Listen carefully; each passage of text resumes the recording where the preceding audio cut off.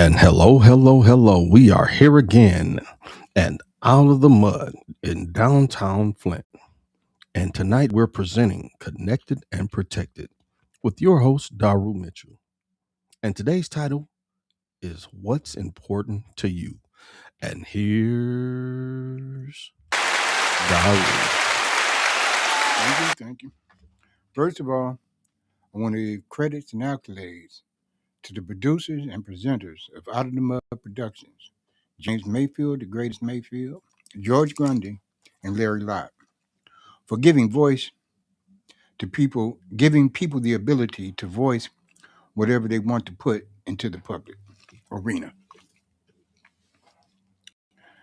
This brings me to the point where I asked the question, what's important to you? Mainly because the biggest part of our coming together would be on those matters that are the most important to you. To give light to a situation that is kind of very dark because we've been occluded. That means barred from having a voice in our own situation because we didn't know that the situation actually existed to the extent that it does. In most factions, that is to say, in most parts that we have a part in, we're scattered, separated, we're individualized to the extent that now we don't see how to be cohesive with each other. We don't see how to join together. Hello, Moto. You know, how to join together, how to band together, how to have one point that we are all unified in. And to that extent, I want it to be understood that we have to give ourselves permission to join together, to have one point of unity that we all agree on. And for me, that part is, what do we own? Where are we at in the production and maintenance of ourselves in this country? Now, in all of my research and all of the things that I've sought to understand, I have very little ability to give you from history to now the fullness of what we're up against. But it's a minute situation if you look at it at the basis of it's what we do that takes us where we want to go. I've given myself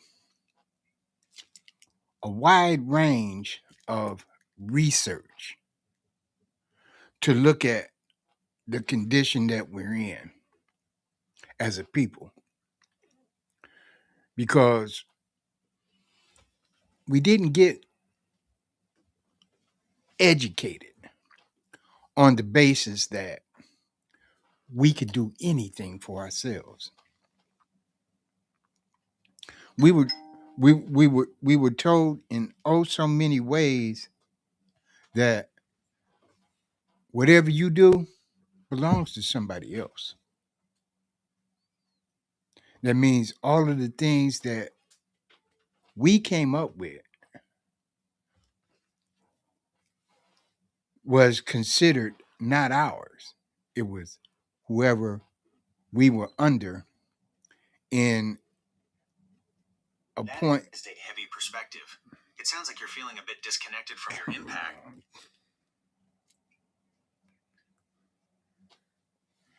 Can you turn this off? It was a matter of someone else having the ownership of you. Someone else coming in and telling you you're not who you think you are. You never were, but at the same time, you're the epitome of what they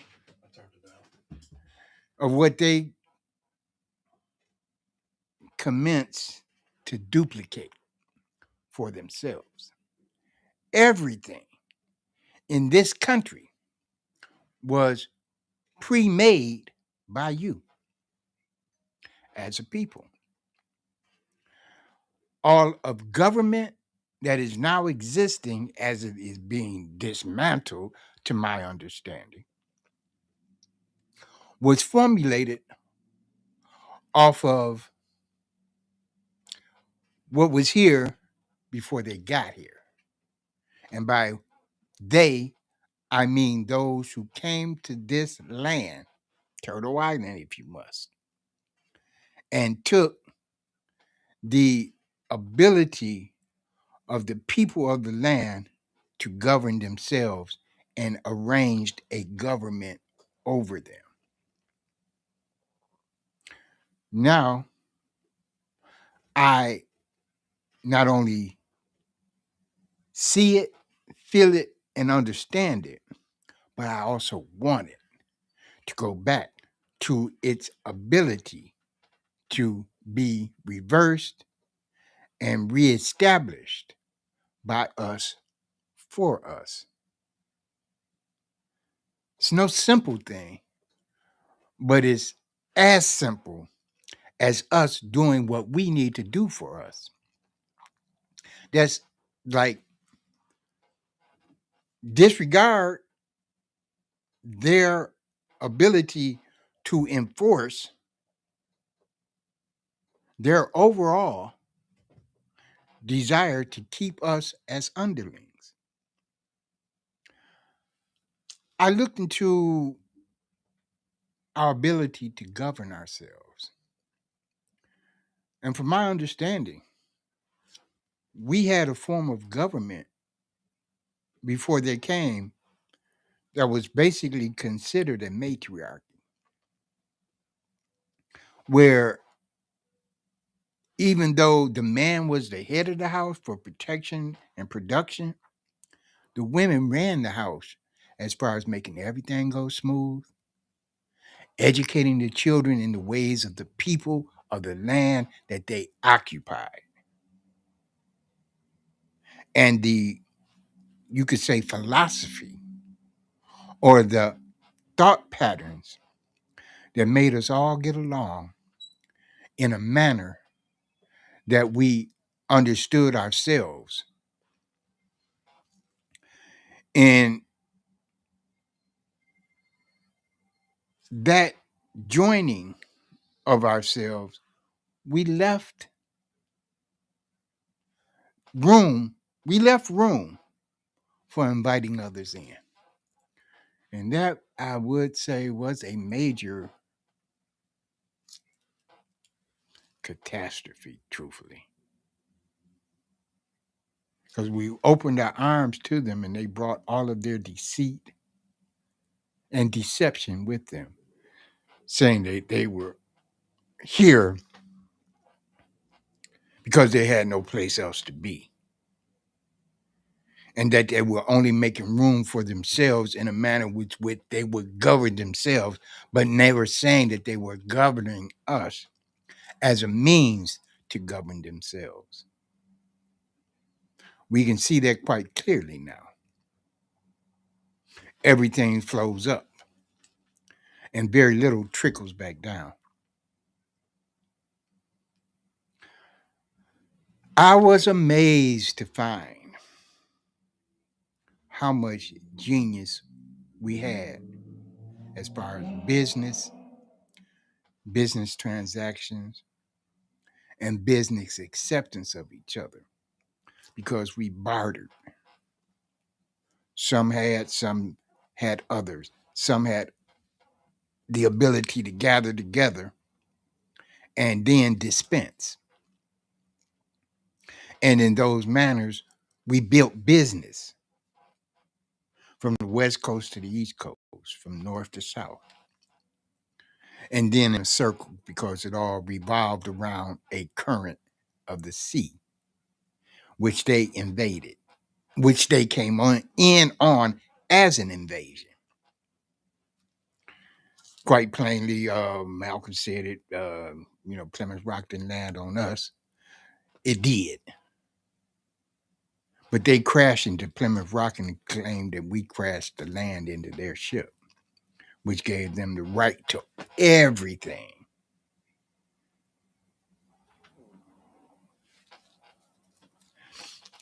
They brought a they brought formulas. They considered legislation, and they engulfed the total land of Turtle Island in it and began to call it America. Up until then, it was territories, and those territories had boundaries clearly set and defined, and people that were in them living in a manner consistently productive to them. When they came, that was all over with. From fur trading to any other aboriginal manner in which people lived. And they gave us very little ability to say this was ours because they claimed it all. Then they wrote it up and made it and presented it as theirs without anyone being able to refute it because they had different languages and different ways of stating that it was theirs. We had no ability to discredit until we found out how to understand them and understood what they did. We found those, let's just say, treaties and all of those scrolls and all of those writings and all of the things that they brought here that gave them authority to do whatever they decided they wanted to do. And then they brought the guns with them that made them the force that we couldn't reckon with. So we subjected ourselves to being under them for the sake of survival and the ability to reproduce, which we have to the extent that now we are a force to be reckoned with, not only in this land, but all around the world. Because they came in, they did whatever they were going to do, wherever they were going to do it. And they succeeded to the extent that at the time they set up whatever they wanted to set up and make it viable and profitable for them. But as time has gone on, and as you well know, we have outpopulated them. And whatever didn't make sense to us as being a people who had to take care of ourselves, we kind of have readjusted now to say, well, we can take care of ourselves.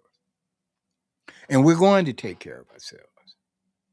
And basically, that leaves little room for you to be in our way to stop us from taking care of ourselves.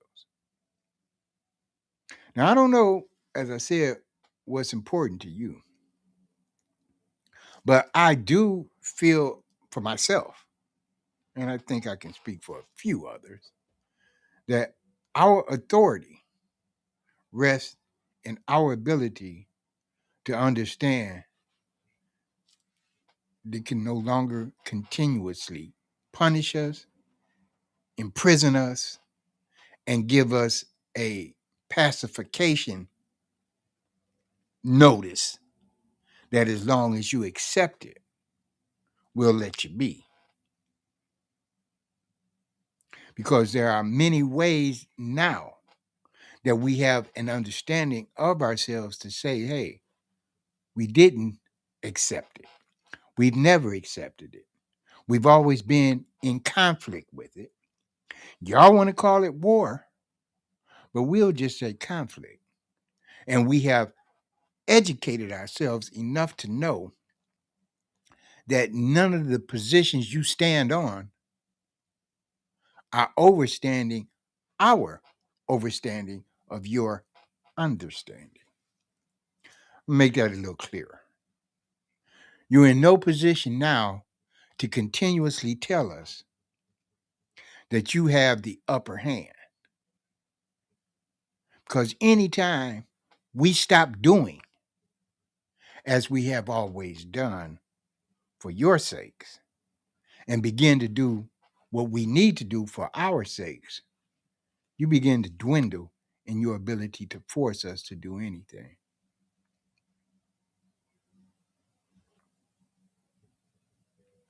And then we have the ability to self govern,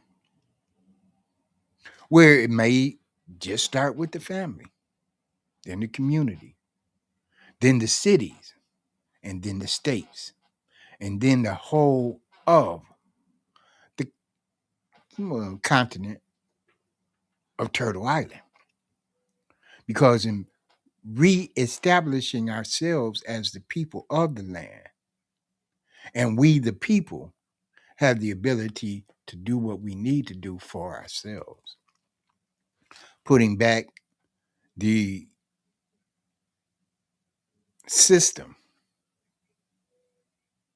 that gave us a place in this world amongst all the other places in this world where we were a viable entity to be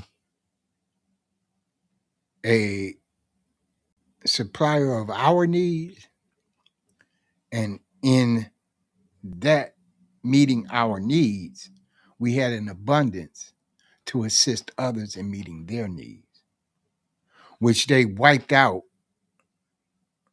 seeing as how they only wanted to meet their needs. They didn't care until it hit home as to what they could no longer subject their own people to subject us to. Then they gave up certain amenities.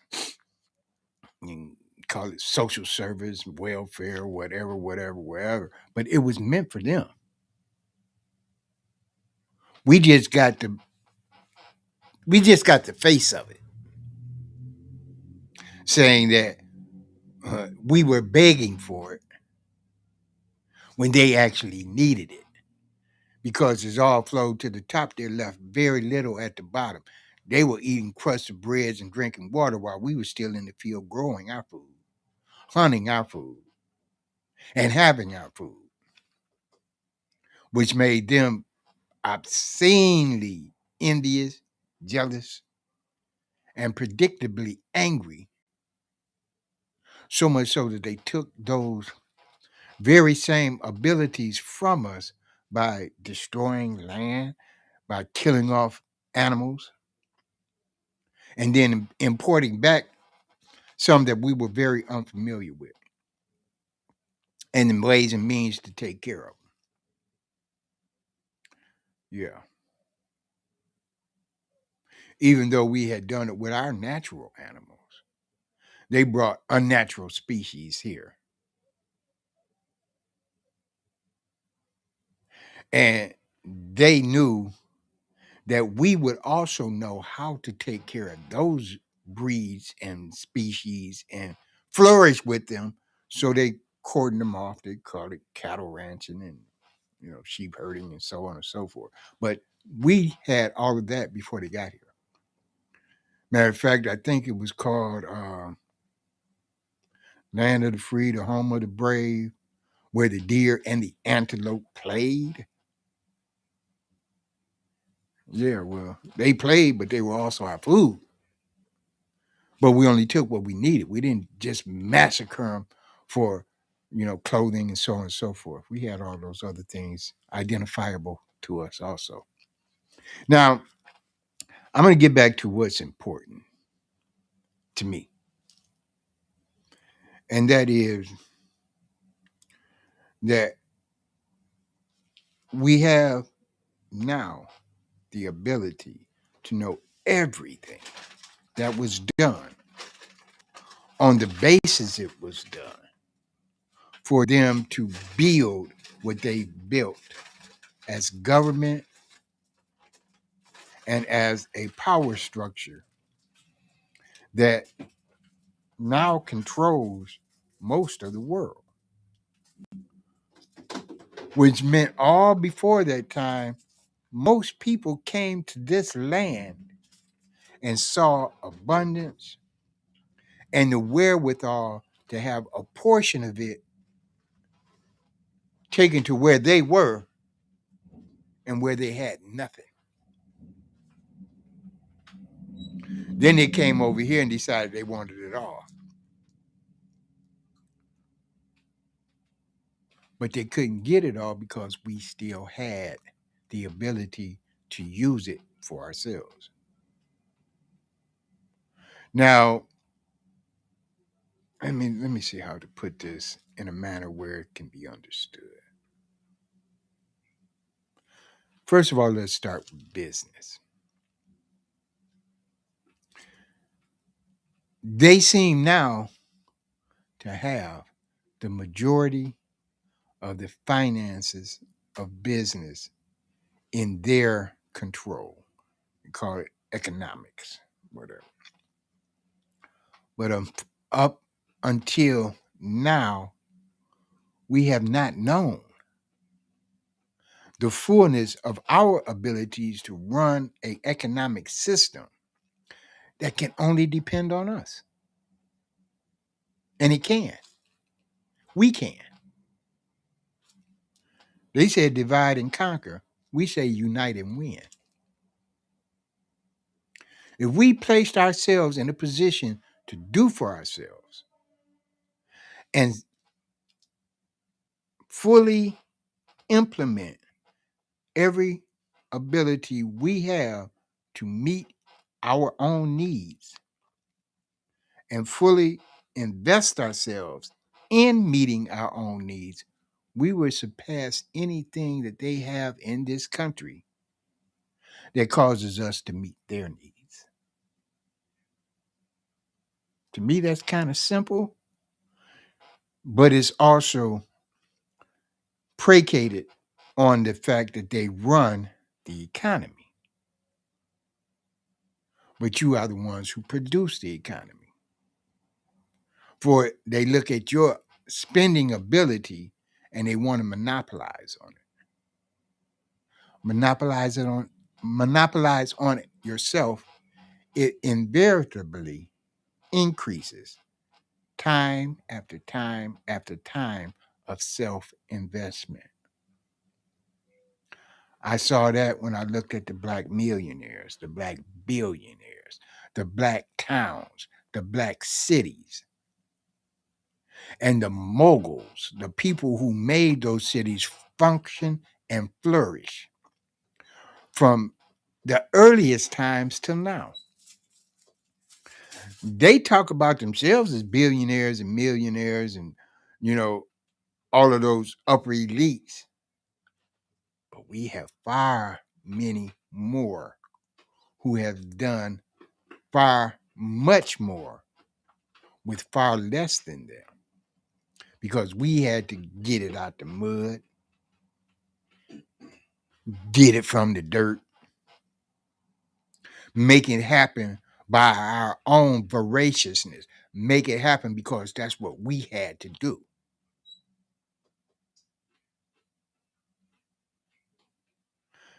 There ain't none that will say that we were not taken advantage of. Not honestly, not truthfully. They can't say it. They will say they didn't understand us when we told them this or we told them that. And they didn't understand that what we promised we wasn't going to do. But the mistake they made, they wrote it all down. And even though they didn't want us to have the ability to read and understand it, we do now to the fullest extent. And we can make null and void all of those things that they promised to do, didn't do, and now it's coming to a point where we have the ability to say, because you didn't do it, you can't do it. We'll do it for ourselves, and you don't need to even be here.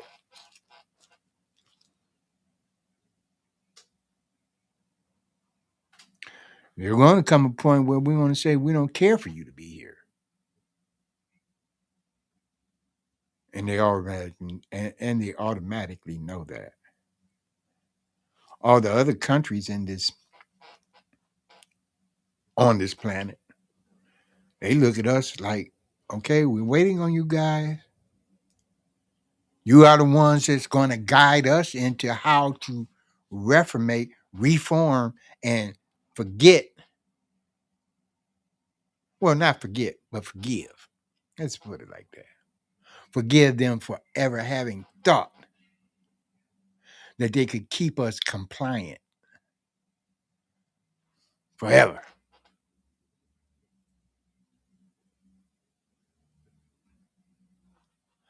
I I went through a whole lot to see all these things as I see them now.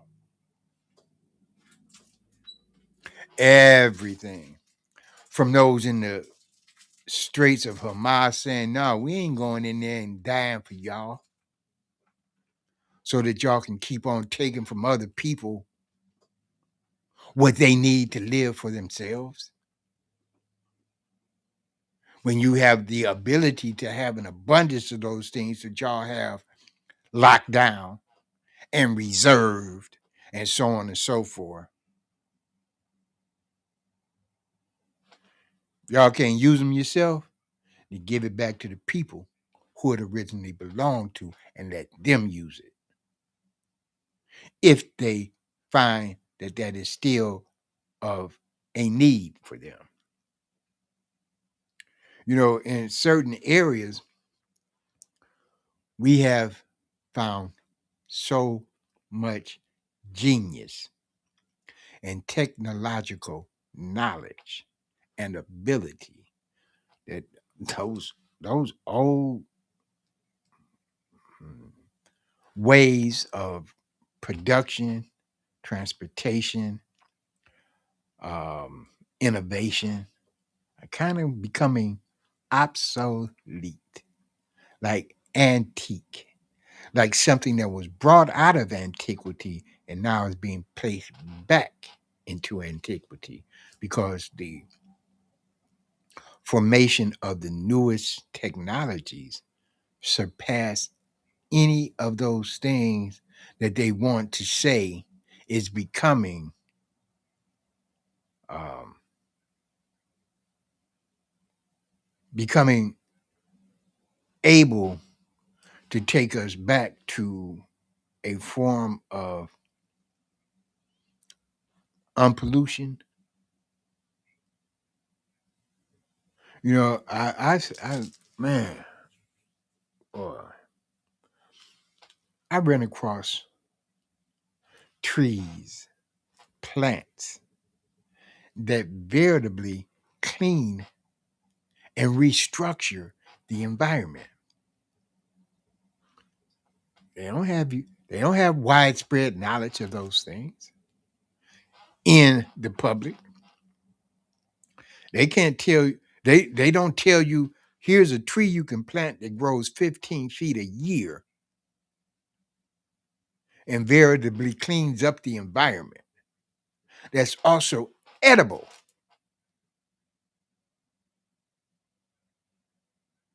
Take away the need for food being distributed here, there, and everywhere because this plant, this tree can grow in multitudes of environments where most nothing else grows.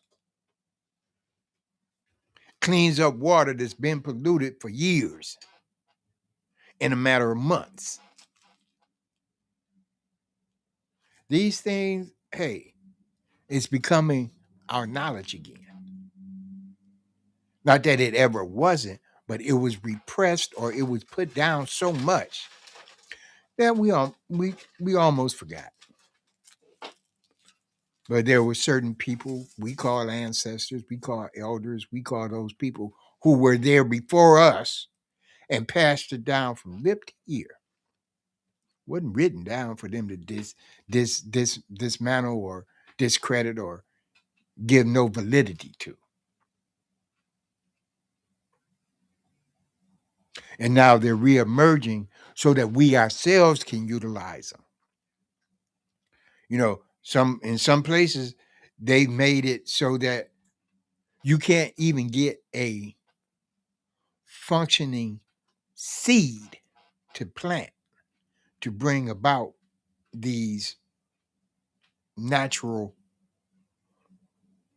formations of flora that would form the ecosystem that used to be.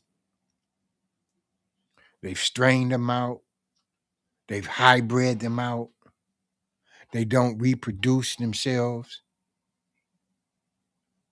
you know. And we all know that the truest of plants have seeds in themselves to reproduce themselves.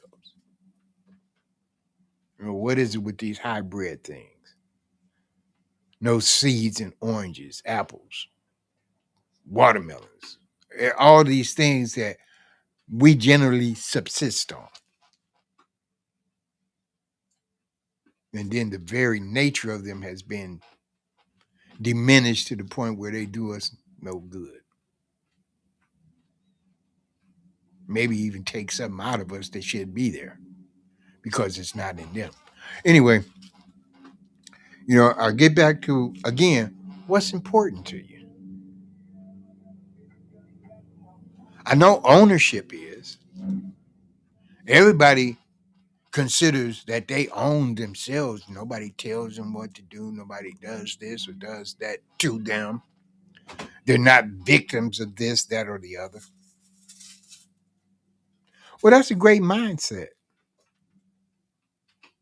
And that's a great mindset to go for your own self sovereignty, your own desire to accomplish your own goals.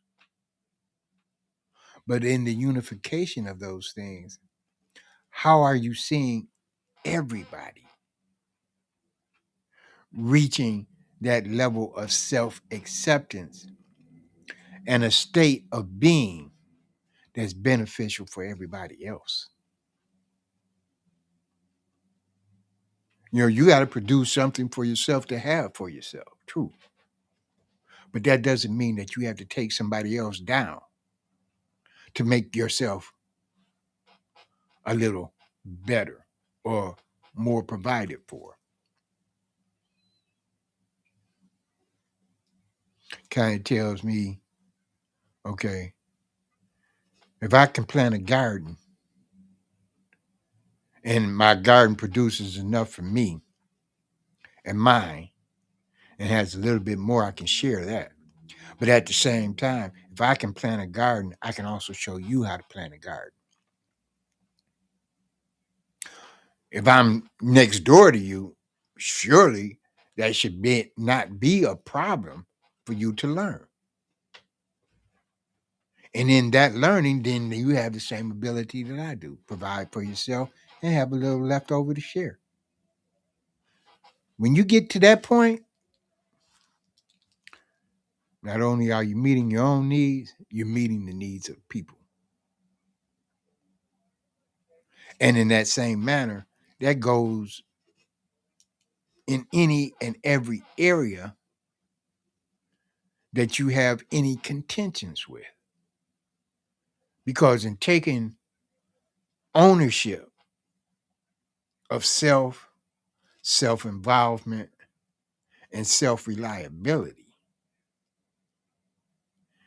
you discredit the liability others have placed on you, the obligations others have placed on you, and you seek to meet your own obligations. And you always want better for those coming behind you than you have. You always have wanted that. You fought for it in oh so many ways. Even though it looked like you were losing, you never did. Your children always saw the strides that you took.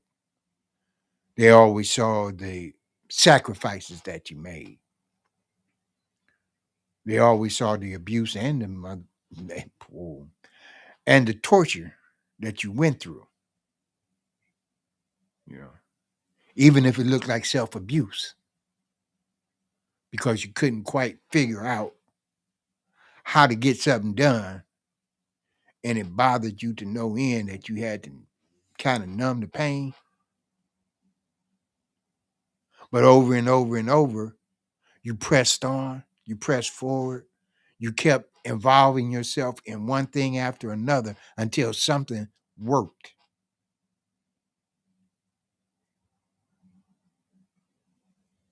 Even if it was slowing down, not being so aggressive, and letting everything around you become kind of peaceful and produce for itself what the unity of that peacefulness brought about. Because, you can't throw dirt and plant in it at the same time. Because if you're throwing it and your seeds is in it, it's going somewhere else. And when it starts growing, someone else is going to have advantage of it. This is this is the problem with what we say is occurring in America. We throw dirt all over the world, and then we want to benefit from it. Or I can say it's a foreign agent or a foreign government that wants to benefit from it and claim it as ours. But most other countries don't see that.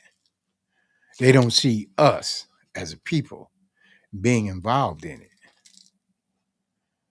You can say they look at the armies and so on and so forth, but our hearts aren't there. I can say that. Mine never was. One of our greatest leaders, who called himself a conscientious objector, said, "No, y'all not my enemy.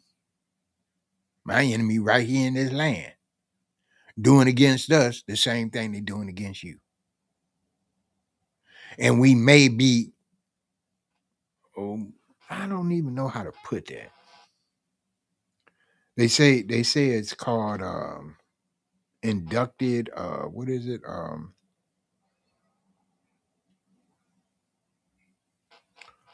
What is it we used to avoid? Drafted. I don't know if that meant we were wrote in, taken in, and put and objectified as a means of them doing what they wanted to get done. But definitely, I will say this: we had many problems seeing ourselves as involved as they made us be. I don't know of any war that we actively engaged in that we started as a people. I mean, as a people, even against them. We didn't start no wars against them. They started on us. They started in on us and have been there ever since. What's important to me? It's at its end. They're now telling you, look at what we did. We're sorry. Look at what we did. We didn't expect you to ever get to the point where you understood it. We didn't ever think that you would be able to stand up and say, nope, I'm not going to involve myself in your crap. didn't ever expect for us to say, look, you gave us these degrees of education and knowledge, got nothing to do with anything but your business and how you want to run it. And now we understand it better than you because it was ours first. Make it make sense. Make it make sense to the extent that now, how you gonna keep us involved in your crap when we can go make things better for ourselves and don't have to be involved? We got enough people with enough money say, forget y'all. We can do this for ourselves. We can do it with ourselves. Hey, look, I don't have a problem with someone that I know is like me, even if they ain't me. They're being obliging enough to let me be side by side with them. Now, that's giving a large space to someone who thinks that we don't know they're in the picture. Yeah. They look like us, they act like us, but they ain't us because they control way more than us. They control them also. And this goes back from time immemorial when we were only here. When we were only here. Before they were given place as they became, you know.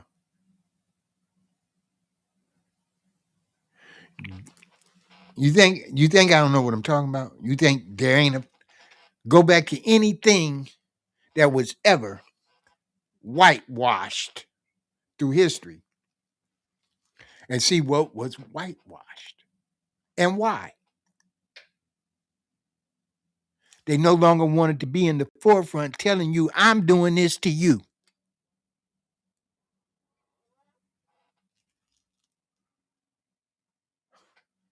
So they put themselves behind a face, a principle, uh, um, a made up situation. First, they called it blackface, but now it's a made up situation. And they gave them powers and abilities and told them, okay, now y'all go do this in my name, which they also formicated to say, this name ain't us, which gives you your legal fiction, gives you your corporate image, gives you all of those entities that now run things in this world, but they still collect everything from.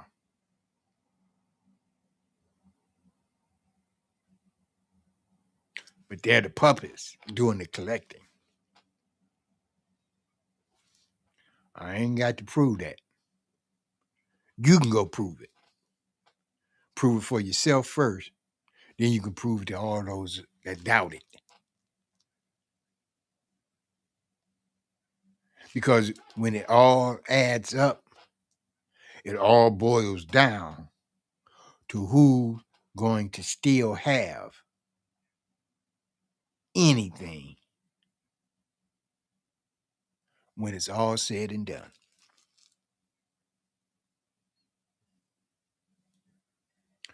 First will be last, and last will be first.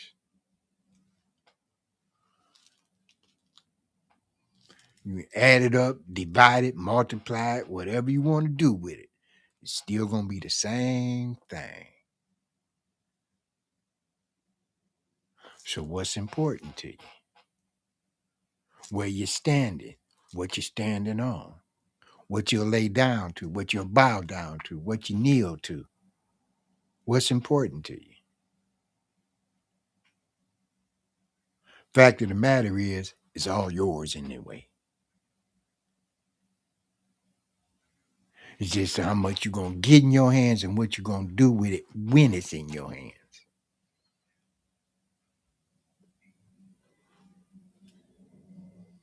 Many, many ways it's coming about. But it's only going to be one situation when it all occurs. An ending to a new beginning.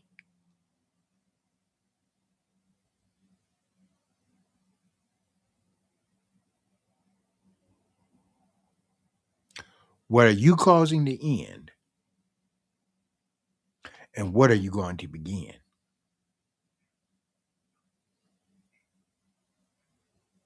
Everybody done went through some sort of action of that nature in their life over decades and years of time. They can say what happened in the past. They can say what changed as increments of time occurred. They can say what now is. And they can say what they hope for in their future. But what's important to you? I'm going to leave you with that thought. I'm going to leave you with that challenge. Because that's what you have to make occur, happen, and be what's important.